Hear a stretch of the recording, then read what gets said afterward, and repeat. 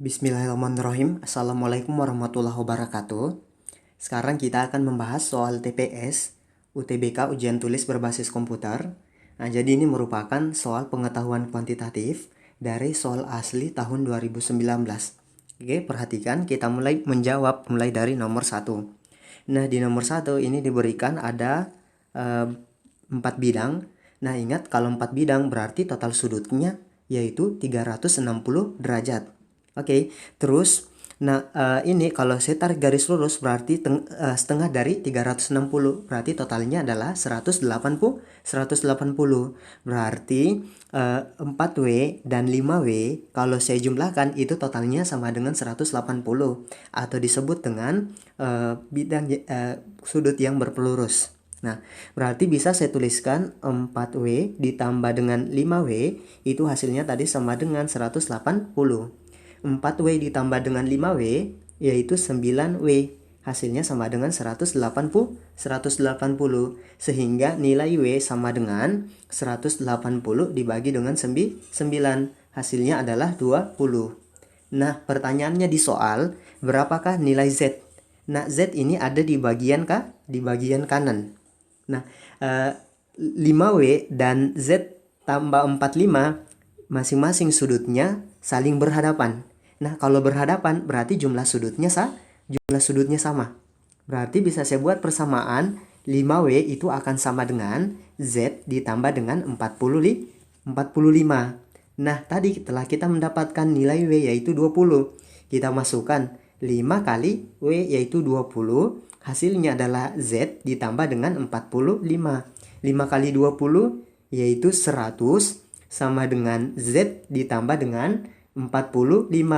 Nah, kita bisa dapatkan nilai Z dengan cara 100 dikurang dengan 45. Hasilnya adalah 55. Jadi jawaban yang tepat itu adalah C. Oke, sekarang kita lanjut ke soal berikutnya. Untuk soal nomor 2. Pada gambar berikut, jadi L sejajar dengan M. Berapakah nilai dari X? Nah, kita akan mencari nilai dari X, berapa sudut dari X tersebut. Untuk soal yang nomor 2, soal menguji kecukupan data. Apakah data satu saja cukup atau data 2 yang cukup atau mereka bersama-sama cukup untuk menjawab pertanyaan. Pertanyaannya, berapakah nilai dari X? Nah, untuk sudut yang Y di sini akan sama dengan saya tulis sudut di sebelah sini karena mereka saling berseberangan. Nah, berseberangan berarti jumlah sudutnya sama. Atau bisa X, saya tulis di atas nilainya X. Mereka berseberangan juga. Sehingga X dan Y, mereka saling berpelurus. Kalau berpelurus tadi, besar sudutnya yaitu 180 derajat karena ditarik garis lurus. Berarti bisa saya buat persamaan. Kalau X, saya tambah dengan Y, nilainya sama dengan 180 derajat. Nah, dengan persamaan ini, kita belum bisa menentukan berapa nilai X karena nilai Y belum diketahui. Kita akan uji mulai dari pernyataan yang nomor 1. Yang nomor 1, X itu sama dengan 3Y. Sehingga kita bisa mengganti nilai X menjadi 3Y. Ditambah dengan Y, nilainya adalah 180 derajat. 3Y ditambah Y yaitu 4Y sama dengan 180 derajat. Berarti Y sama dengan 180 derajat dibagi dengan 4. 180 per 4, saya bagi 2, 90 per 2 atau 45 derajat. Nah, itulah nilai Y. Berarti kalau kita mengetahui nilai Y dari persamaan pertama kan, X ditambah dengan Y yaitu 45. Hasilnya adalah 180 derajat. Berarti nilai X itu sama dengan 180 dikurang dengan 45. 180 dikurang dengan 45 hasilnya sama dengan 135. Nah, jadi dengan cara yang pertama, dengan informasi yang pertama, kita bisa menentukan berapa nilai dari Y. Berapa nilai dari X. Nah, sekarang kita lanjut ke pernyataan yang kedua, apakah bisa atau tidak. Nah, di pernyataan yang kedua, Y sama dengan 100 kurang X. Oke, kita kembali ke persamaan yang telah kita buat pertama. persamaan yang telah kita buat pertama, yaitu X ditambah dengan Y sama dengan 180 derajat. Nah, nilai Y sama dengan 180 kurang X. Kita akan masukkan X ditambah dengan nilai Y menjadi 180 kurang X. 180 dikurang dengan X, hasilnya sama dengan 180 derajat. Nah, X ditambah dengan 180 dikurang X. Berarti X tambah 180 kurang X sama dengan 180 derajat. Nah, X dengan min X akan habis. Berarti 180 sama dengan 180 derajat. Berarti kita bisa simpulkan bahwa pernyataan yang kedua tidak cukup untuk menjawab pertanyaan. Jadi kita akan mengecek mana jawaban yang tepat. Untuk A, pernyataan 1 saja cukup untuk menjawab pertanyaan, tetapi pernyataan 2 saja tidak cukup. Berarti jawaban yang benar adalah A. Oke. Nah, sekarang kita lanjut ke soal nomor 3. Di antara berikut ini, bilangan mana yang merupakan A ketika A per 3 prima? Nah, kita akan menguji pernyataan bahwa jika nilai A saya bagi dengan 3, itu akan menghasilkan prima, bilangan prima. Nah, bagaimana caranya? Kita tinggal uji saja opsi mulai dari A. Misalnya mulai dari opsi A itu nilainya 3. Berarti 3 per 3, nah hasilnya sama dengan 1. 1 itu bukan bilangan prima, berarti jawabannya bukan A. Nah, kita uji yang B, 4 per 3. Kan pecahan. Nah, pecahan itu juga bukan bilangan prima. Untuk yang C, 5 per 3. Masih pecahan, bukan bilangan prima. Nah, yang D, 6 per 3. 6 per 3 itu 2. 2 merupakan bilangan prima. Jadi jawaban yang tepat itu adalah D. Oke, jadi untuk pernyataan seperti ini, kita tinggal menguji pembagian A oleh 3 dan yang akan menghasilkan bilangan prima berarti itulah jawabannya. Oke, berikutnya kita lanjut ke soal nomor 3. Setiap bilangan berikut bisa merupakan nilai dari 2 per 10 min X kecuali, nah maksud dari pernyataan ini kalau misalnya ada pembagian 2 per dengan 10 kurang X, itu hasilnya mana yang memungkinkan di pilihan ini. Oke, kalau kecuali berarti mana yang tidak bisa. Nah, untuk 1/10, nah ini bisa saja menghasilkan 1/10. Nah, yang tidak bisa itu yang C. Kenapa? Karena ini kan hasilnya 0. 2 per 10 dikurang dengan titik-titik. Nah, hasilnya itu tidak mungkin sama dengan 0. Karena maksud dari soal ini yaitu 2 dibagi dengan bilangan berapapun itu tidak akan menghasilkan 0. Nah, karena kalau 2 dibagi dengan 0 pasti hasilnya tak hingga. Oke, jadi seperti itu. Jadi yang tidak memungkinkan hasilnya itu adalah C, yaitu tidak akan menghasilkan 0. Kalau yang lain bisa jadi.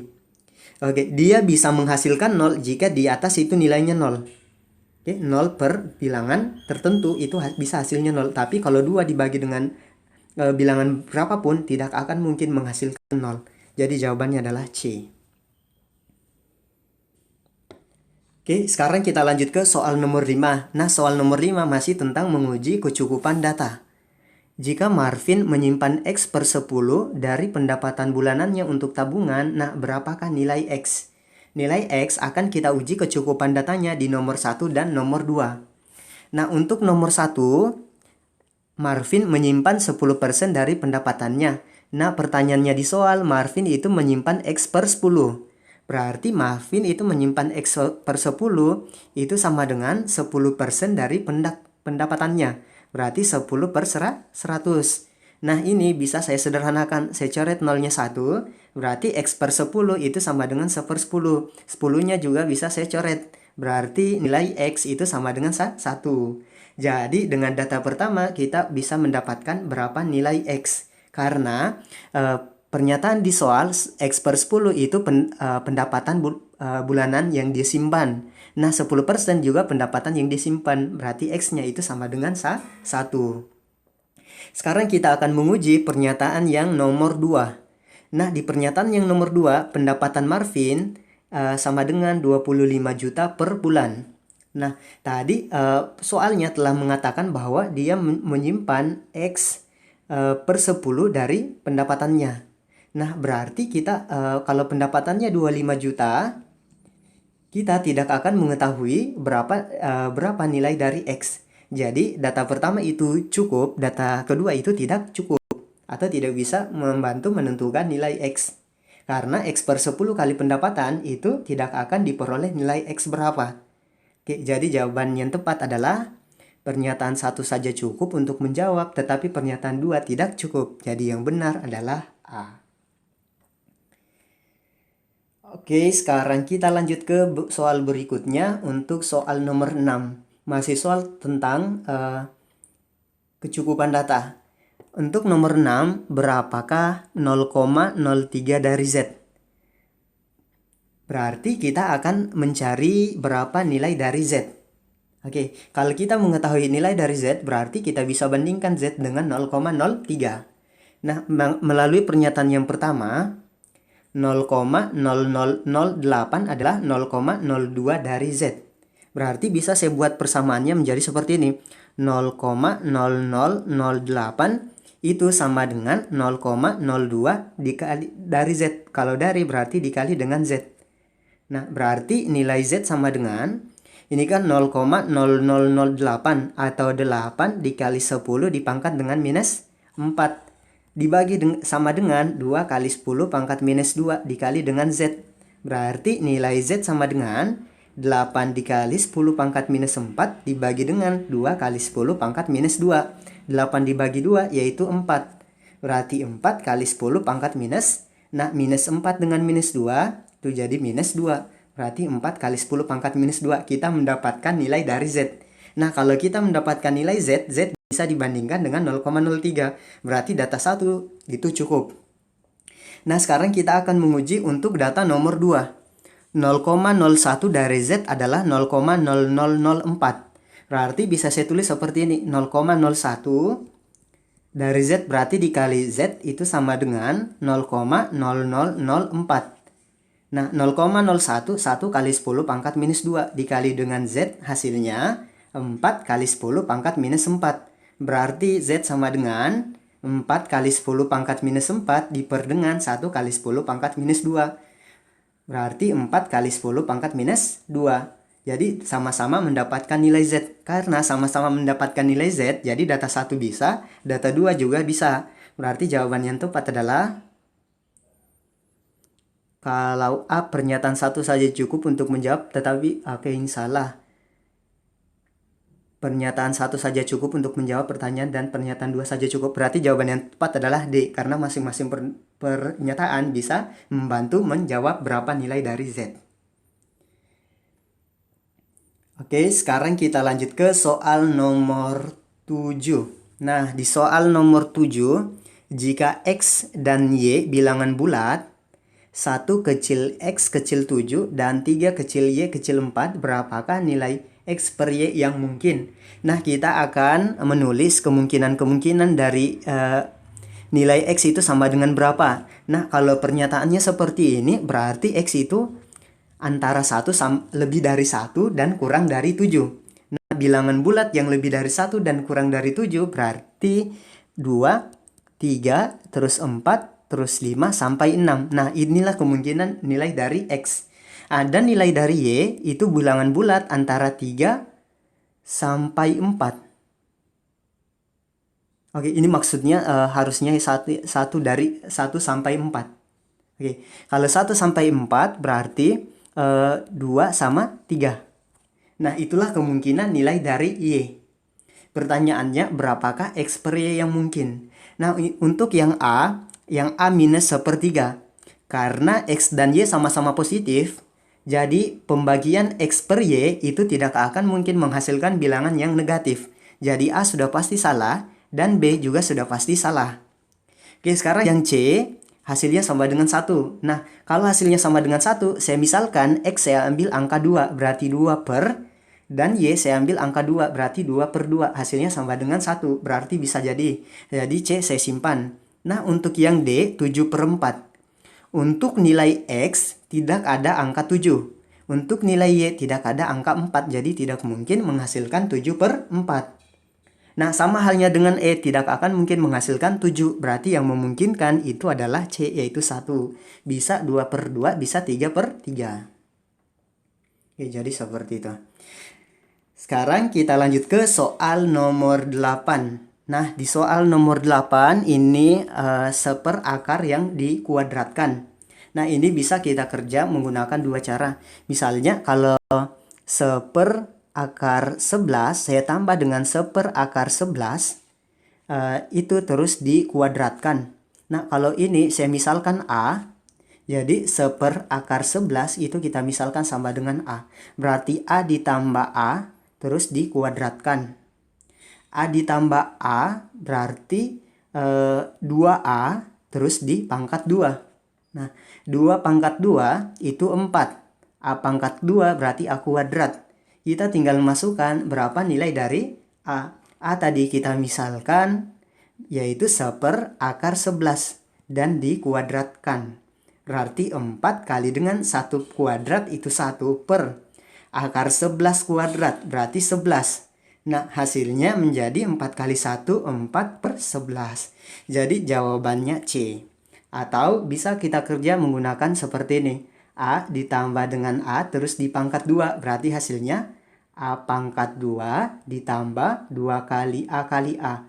2A pangkat 2 ditambah dengan A pangkat 2. Sehingga hasilnya A pangkat 2 tambah 2A pangkat 2 tambah A pangkat 2. Nah, 4A pangkat 2. Berarti 4 kali A tadi dimisalkan seperakar 11 dipangkat 2. Berarti 4 kali 1/11 sama yaitu 4/11. Jadi jawabannya adalah C. Sekarang kita lanjut ke soal nomor 9. Sebuah lemari memiliki D laci. Nah, ini ada sebuah lemari memiliki D laci. Setiap laci mengandung H wadah map. Dan setiap map mengandung 30 map manila. Berapa map manila yang ada di 3 lemari itu? Nah, pertanyaannya berapa map manila yang ada di 3 lemari tadi? Nah, maksud ini soal, jadi ditanya berapa jumlah map manila.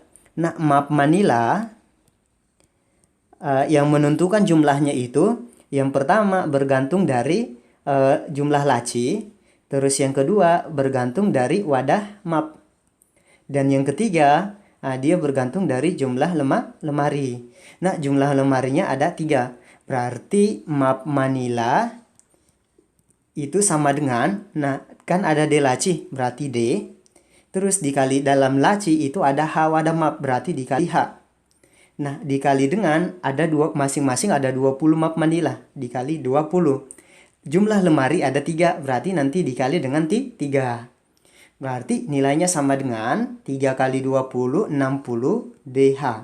Berarti jawabannya adalah D. Oke, ya, seperti itu. Berikutnya kita lanjut ke soal nomor 10. Suatu bengkel mempekerjakan 7 pegawai. Bengkel memberi gaji masing-masing 190 juta pada 4 pegawai, 150 juta pada 2 pegawai, dan 120 juta pada seorang pegawai. Rata-rata gaji ke-7 pegawai tersebut berkisar. Nah, sekarang kita akan menggunakan rumus rata-rata gabungan. Kenapa kita menggunakan rata-rata gabungan? Karena ada 7 orang yang nilainya digabungkan. Oke, jadi rata-rata gabungan itu tinggal bikin saja sigma X, penjumlahan seluruh nilai X dibagi dengan N, banyaknya N. Nah, untuk keadaan pertama, kan ini 190 juta. Itu untuk menggaji 4 orang. Berarti 190 juta saya kali untuk 4 orang. Oke, terus saya tambah dengan keadaan kedua, 150 juta untuk 2 orang pegawai. Berarti 150 saya kali dengan 2. Nah, terus saya tambah dengan keadaan ketiga, 120 untuk seorang pegawai. Berarti 120 saya kali 1. Nah, untuk N di bawah keseluruhannya yaitu ada 7 pegawai. 7 pegawai itu dari 4, 2, dan 1. Jadi totalnya adalah 7. Jadi kita tinggal kali 190 kali 4. Oke, 190 kali 4, 0, 6, 3, 7, 60. Ditambah dengan 150 kali 2, 300. Ditambah dengan 120. Dibagi dengan 7. Hasilnya sama dengan 760 tambah 120 tambah 300. 880 tambah 300. Berarti 1180. Nah, 1180 dibagi dengan 7. Ini tadi belakangnya adalah juta. Nah, kita tinggal bagi berapa hasil dari 1180 dibagi dengan 7. Oke, kita bagi seperti cara biasa. 1180 terus dibagi dengan 7. 11 bagi 7, 1. 1 kali 7, 7. 11 dikurang 7, 4. Nah, turun 8. 48 dengan 7 berarti 6. 6 kali 7, 42. Oke, 8 kurang 2, 6. 60. 60. Oke, 60 bagi 7 itu 8. 8 kali 7, 5, 6. Terus 40. Koma berarti 5. Nah, 168,5. Paling mendekati yaitu 169. 169 juta. Jadi jawabannya adalah D. Oke, sekian pembahasan untuk soal asli TPS, pengetahuan kuantitatif.